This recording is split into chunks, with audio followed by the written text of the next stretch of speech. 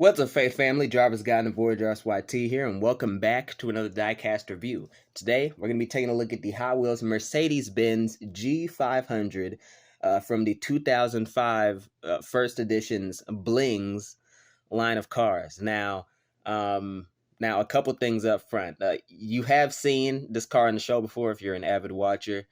I mistook this for another Mercedes car that I had in my collection because I'm an idiot.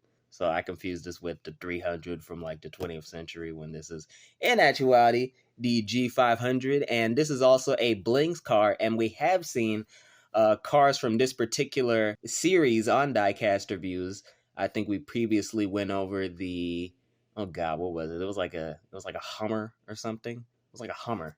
And it was a really stupid looking car. I didn't like the colors on it. There was painting on the wheels, and this originally had the same type of painting on the wheels, but the painting on the wheels had like rubbed off and it was chipped and it just looked awful. But thankfully this car doesn't really suffer from that because all the painting on the wheels have sort of chipped away at this point, and I just left with pretty solid matte black wheels, which is probably what it should have had in the first place. Honestly, if you put aside all the aging that this car has done over the past at least 18 years, I'll say that this isn't like the most faithful recreation of the actual Mercedes-Benz G500. I mean, they got the car type right. You can tell that this is some sort of SUV.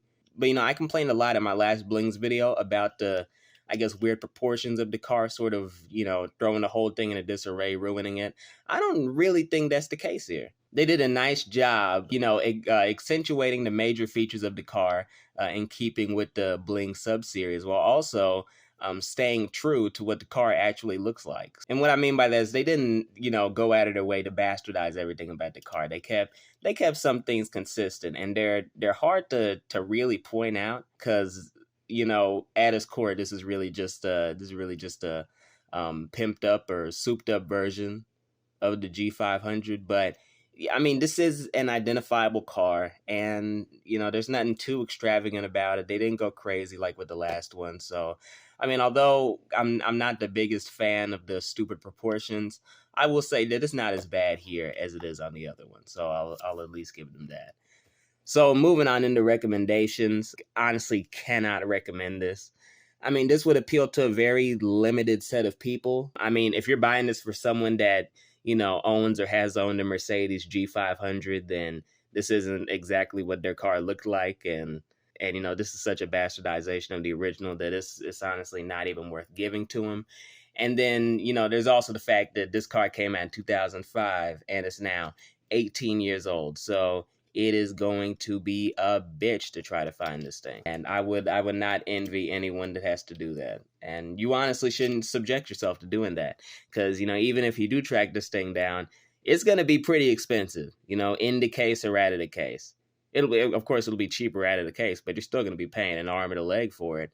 And I'm not even including shipping in that calculation. So, honestly, man, I can't recommend this thing.